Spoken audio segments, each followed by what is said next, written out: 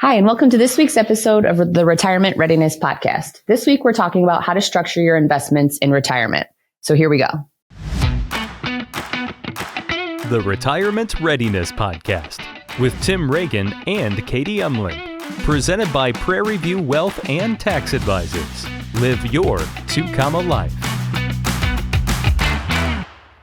So that is a fun topic. That is a fun topic that I, 5 seconds before we started recording, said, so what does that mean? What does that even mean? Yeah. Well, and I think really it probably is a broader conversation around a shift in strategy, right? Because up until I retired, all I was focused on was building money. Now that I actually hit retirement, it's like, how do I now start taking money out of my investments, and what should my strategy look like? And should they be growing? Should they be? Exactly. Like, the analogy that a lot of times I've heard used, or that I like to think about at least, is there's kind of a difference. If you're a mountain climber, you would use different tools, different strategies to climb up the mountain than you would use Each to come back section of the mountain, down. really. Exactly. Yeah. And so like, as I think about that, it's like, now that I'm at the top of this mountain, I've built all my money, I'm at the pinnacle of my career, and now I want to stop working. How do I now start spending my money and work my way back down the backside of that mountain? And so which a lot of times is a nuance that people don't always catch, but what can happen is it really does mean, am I likely to be successful, or am I likely to fail, all based on how have I structured my investments? It really is a pretty huge because deal. At some point you start spending that money, right? Exactly. Like, well, you're pulling you would hope, because your salary just stopped, your income just stopped. So right, how am I going to continue to live life? And so that's why. So what happens is it's kind of a nuance, but when you think about saving for retirement and you're just stocking money away, the order of your returns really doesn't matter. So let me explain what I mean by that.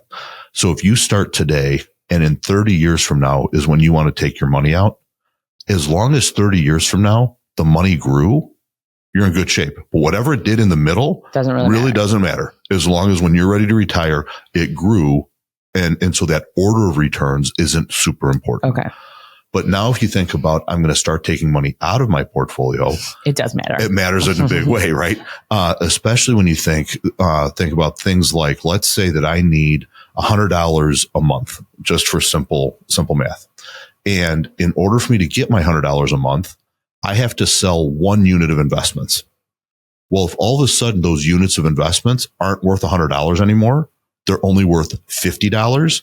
Now this month, I have to sell twice as much of my investments to generate the same income, which means that if I do that too long, I'm going to burn through a whole lot of money before I need to, or prematurely. And so that's why in retirement, this order of investments, or order of returns rather, makes a huge difference.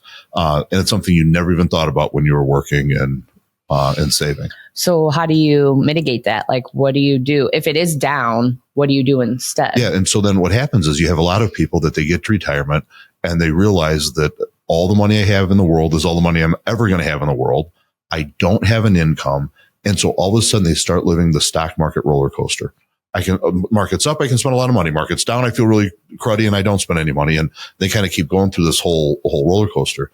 And so the key for us is, it's very straightforward. Structure your money so that you never have to sell when it's down, and that regardless of market being up or down, your income doesn't change. You may have a little less because eggs now cost 400 times more than they did, but your income isn't dependent on the market. And so let's kind of unwrap that a little bit. The first step would be start thinking about your money in different pools. Start thinking about your income or your spending needs in different pools. Things like, I know I have to make my utility payments. I know I have to pay my property taxes. I know I have to buy groceries. So you have these core expenses that are things that you're like, I know I have to spend this money. So the first step is make sure that you have an income source that provides for that. So no matter what, I live my normal life. And no matter if the stock market is up or down or doesn't matter. And so your guaranteed income sources could be things like Social Security, pensions when people had them. You can buy annuities that will give you a guaranteed fixed lifetime income. And so you kind of build this base that says, no matter what, I know for the rest of my life, my core needs are met. I can buy a car every 5 years. I can put gas in the car, just those core needs are met. Then everything that's above that starts to become a little bit discretionary. Yes, I want to have vacations every year, but how many? And to what extent? Maybe this year the market's down, so I don't take the big European vacation. I stay domestic. And so that's one step is start with kind of your expense side. Do you have to agree with your husband on what your core expenses are, or how does that work? And that's where like our job kind of blends with a counselor, therapist, financial advisor. So can we have different core needs buckets? Yes, 100%. Are we talking like mani-pedi kind of? Nothing in particular. No, people. I'm just like asking for a friend. Yes, for a friend. Good. Hypothetically. And so, but those are the things, right? And it really is coming down to what does that look like? And so to your point, like for you and mom, part of that core could be going to get my manicure and pedicure done on a regular basis. Not because I care about the manicure and pedicure. Maybe I do, but it's more because I want to spend time with my daughter and that's important to me. A lot of times for grandparents, core expense is Christmas presents for grandkids and kids and stuff. So it's not like core is just I subside. It is what are the things that are most important to me and how do we account for those? But if you think about that, if you think about the peace that would come from knowing that for the rest of my life, my core expenses, I know I could spend every other dime I have in the world and I will still have my kind of normal core lifestyle, lends a lot of comfort, a lot of stability to that plan. So, but that doesn't mean that covers everything. And maybe for me, I shouldn't say maybe for me, for Sarah and I, travel is going to be a big part of what's important to us. And probably not even just travel, but I want to travel and I want to bring our crew with. Like I want to take the grandkids and the kids. And now that might be a pipe dream. They'll be too busy and can't go. But in my mind, I want to take them with. And so it's like, how do I now structure the rest of my money to make sure that those other things that are really important to me are still getting done? And so that's where we start to say, let's change how you invest your portfolio. So step one is kind of start dividing out what is core, what is important to me, but maybe not core. And then what are pipe dreams? What are things that I'd really love to do, but if I didn't, it's okay. Maybe that's getting the collector car or an airplane, or, the stuff that is not necessarily core. Once you break that down, now you look at the rest of your investments and change the way that they're invested. It used to be, so like, Katie, I know this is right up your alley. Let's talk asset allocation. Okay. So I was hoping you would bring this up today. I figured you did. And so like in your house, do you pick all of your investments or does Alex? Oh, I have a running list that I have daily checks on. No, I have no idea what we invest in, but Alex does. And Alex has at least one spreadsheet to help him. At least, yes. And so what happens is while you're working, most people will just throw their money into like a diversified portfolio, some stocks, some bonds, some cash. And then they park it and forget it. Because again, the timing of those distributions or timing of returns doesn't really matter. In retirement, though, we start to separate that out. And we picture the way I like to picture it is you've got the market kind of going up and down. It's kind of like a yo-yo, but the person working the yo-yo is walking up a flight of stairs. So over time, the yo-yo is going up and down, but it's working its way higher. Sure. And so the risk you run in retirement is that the yo-yo's at the bottom of its swing, and that's when you need cash. And so instead of just having this blended portfolio, we now start separating it out. And have you ever taken the kids or been to like a water park in the Dells? Yep. And you've got that big bucket at the top. The ding, ding, ding, ding. Yeah, that's right. Yeah. And so that's when we start to separate the money out. And so if you picture kind of a series of buckets, the bottom bucket is your income bucket. That's guaranteed money. I know it's coming out. I know that for the next 3 to 5 years, all of my vacations are already paid for. They're in the income bucket. I don't have to worry about market up or market down. The intermediate bucket, which is one step above that, is one that allows me to say, if something comes up and there's like unexpected, I got to replace the roof, or I've got money in this intermediate bucket that makes a little bit more than my income bucket, but it's also not quite as secure. And then at the top is my growth bucket. That's all about, I still want to take my grandkids on vacation to water ski with them when I'm 90. Mm-hmm.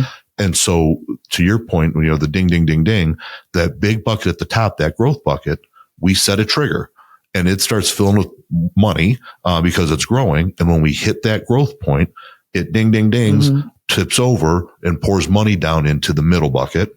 That one dings, pours money down into the income bucket to make sure that we have enough to maintain our 3 to 5 year spending in that income bucket. So now I've got my core income already covered. Mm-hmm.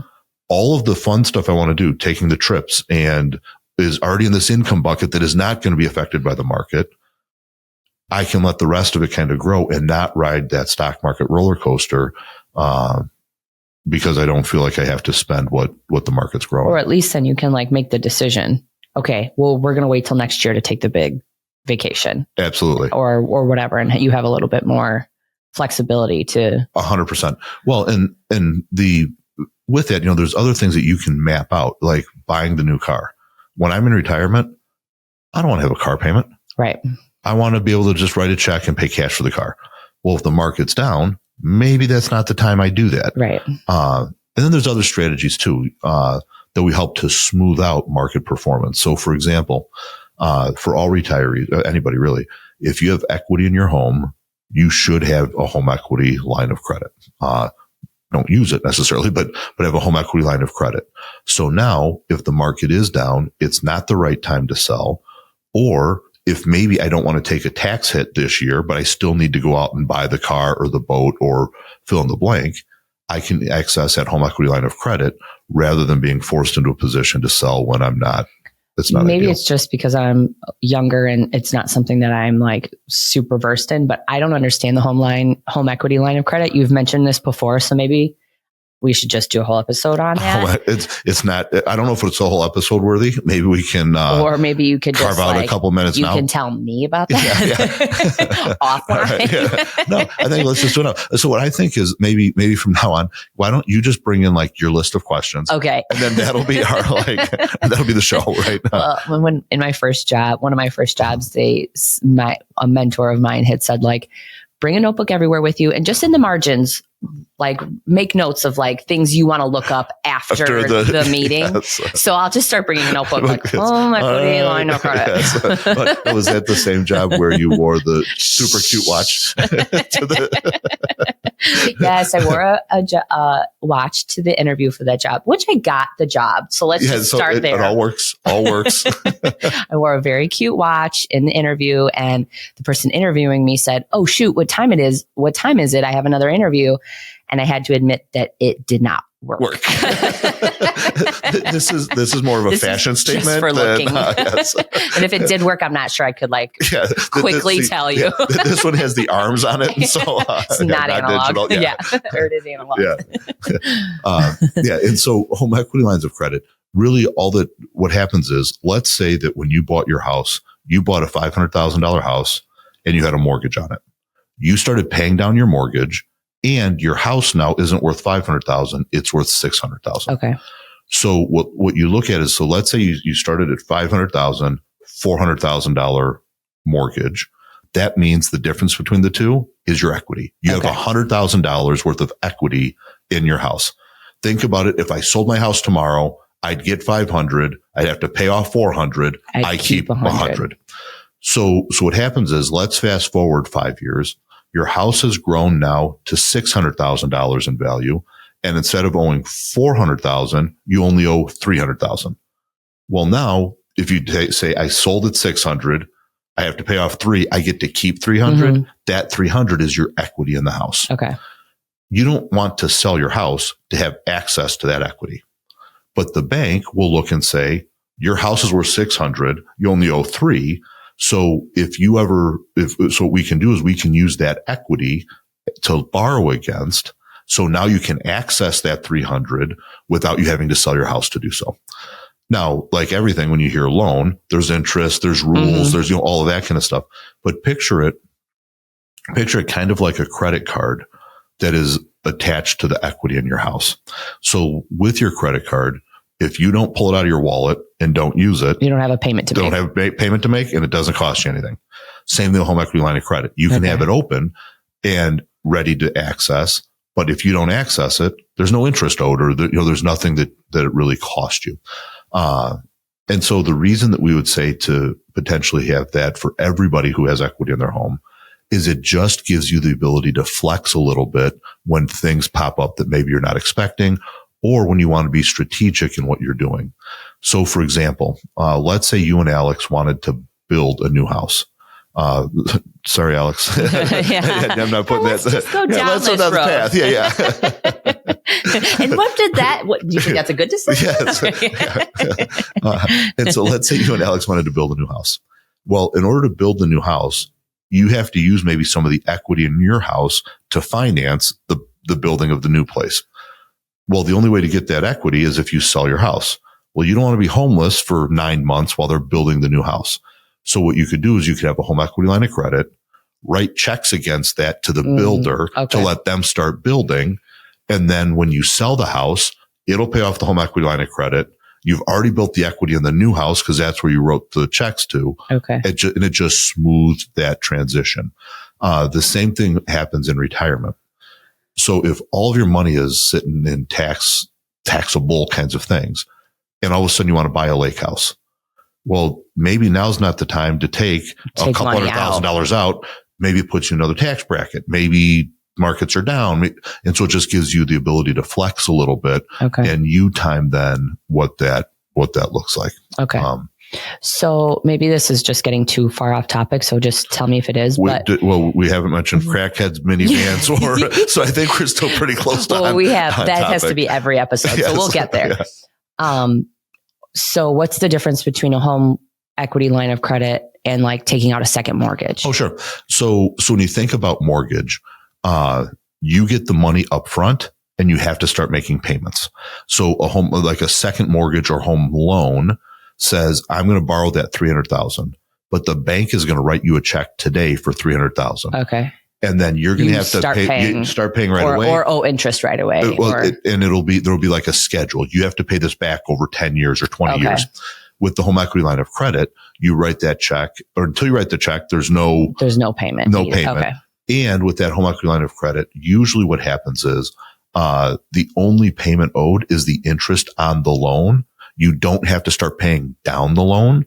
The loan just has to be paid off by the end of the term, which might be 5 or 10 years down the road. So it just gives you a lot more flexibility if you're looking. So is there like obviously there is strategy, but like when would you use one versus the other? Sure. So, like if we're putting an addition on the house, like we need that money. It's not like we need it. Well, it's not a temporary, right? It's like, I know I'm putting an addition on the house. I know it's going to cost me $300,000.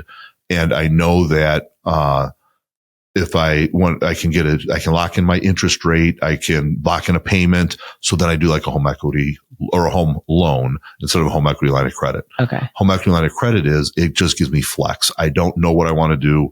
I'm not sure if I'm going to need the money or not. If I use it, I'm going to pay it off in a short period of time, that kind of stuff. Okay. So it's more like if you know what you're doing and it's more, your plans are more solidified, you're going to be paying it off versus this is kind of a backup. A backstop. Yep. Okay. Yeah. That makes sense. Yeah. And so what ends up happening then is if you now apply that to this conversation around how do I generate my income? How do I manage my investments? I'm in retirement. How do I make sure I'm not riding the stock market roller coaster for my needs? If we go back, we say, all right, so I know what my core needs are. I also know what I really want to do and what I think that looks like. I now invest my money so that I have a guaranteed income that covers my core. Then I've got this bucket system where I've got the growth bucket that spills down to intermediate, spills down into that 3 to 5 year income bucket. And then alongside of those things, I have my home equity line of credit that allows me some flexibility, as I work through things. And the home equity line of credit, it's not taxable. fairly low cost access to money. It just gives you a lot of. I have another question about it. Is there like I'm sorry, you exceeded all questions. Yes. Is there like parameters around what you can use for a home equity line of credit? Like, does it have to be to better your home, or it's like a credit card? Yeah, just like a credit card. You could use it for whatever you want. Now, many times they'll have limits on how much you can borrow. Like, you can't like go take it all out in a month. Or sometimes mostly not. It's more like on the small side. Like you have to, if you're going to take a loan, you have to take at least $1,000 or, that kind of stuff. So like maybe you could prepay mani-pedis, if you need to do it that way, but yeah. Yeah. Cause what we were just talking about with mom, like, okay, no matter what, if mom's cash is running low, like you guys are going to work out a system where you could I'll just get mom cash. I'll put it on my credit card, and we have a whole system. You don't need to worry about it. Also, sometimes mom likes to pay for our manicures and pedicures, and it's always this like fight. Like, you did last time, I did. Like, she'll always say, okay, this is the last time I'm going to pay for it. But like, it's almost every time, this whole thing. So mom, don't listen to this part, but I started telling Alex, like, buy me gift cards, because she'll let me use a gift card. So when I feel like, okay, mom, you don't need to pay every single time. Oh, Alex got me a gift card. I have a gift card. That's funny. Well, I think it's so hilarious that you told Alex to get you a gift card instead of just buying it myself. Yeah, like you're not like, you're like, mom, I'll meet you in the car and just buy a gift card while you're there. Honestly, it never entered my mind. Yeah, kind of like it feels less cheating if I don't buy it myself. Yeah, like if it was technically a gift. Yeah. But those are the things like you think about a lot of times we talk to people as they are nearing retirement, in retirement. Those are the things that you don't want to change. A lot of times people think, oh, when I hit retirement, I have to start cutting back. I won't have no. If that's what you think you have to do, that ain't retirement, because that's not fun. Or it doesn't have to be. No, exactly. Or it shouldn't be. Exactly. That shouldn't be our goal. Our goal should be, let's start with what do we really want to do? And then let's go to how do we make that happen if we can. I have a really bad habit of, this is the same thing with like budgeting. I mean, it is a budget. I'm sorry. How do you spell that? Yeah, I know. We don't know that word. But like anytime Alex and I start like kind of going down a path similar to this, not even retirement, but just in general, like I always start with like the bare bones. Sure. And I convince myself like, this is fine. But look we could save $5,000 a month. Exactly. This is outstanding. Like, and I always convince myself that. And then like, he's like, okay, but like, let's be, you also have to be realistic. Like, and then we'll get there and I'm like, oh yeah, I could maybe do this, but like. Now when you go to that bare bones and stuff, is that when you're trying to build the case for how do we redo the kitchen? Exactly. Kitchen and bathroom at the same time. Yeah. So what are the kids up to these days when we're talking kitchen, bathroom, house stuff? Are they? Oh, Dylan's about to go in a big boy bed. It's very exciting. Is he excited? He is excited. I'm just starting to put it in his head that he's gonna have a big boy bed soon. We went and looked at preschools or a preschool that he'll go to. So now just the other day, this was like maybe a month ago, we looked at his preschool. It was kind of anticlimactic. I was like, okay, we're gonna go look at your school, but like you're not going for a long time. He's not going until August. So it's like a long time from now. But you have to register so early. Yeah. So I'm like just telling him like just snippets. Like he's very interested in school. All the big kids go to school.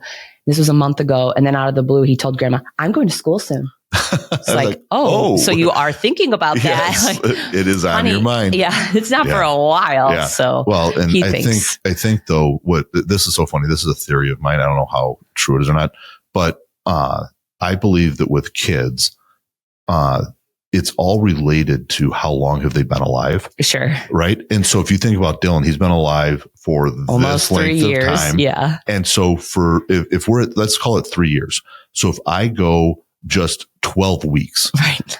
12 weeks out of like my whole life, right. That's like, it's a lot. What is that? A fifth of my life or a sixth of my life? Like it's like this huge deal. Right. Yeah. And I think it's the same thing. Like that's why, like when you're going through high school or college or whatever, and like Timmy does not enjoy school. He's great at it, but he doesn't enjoy it.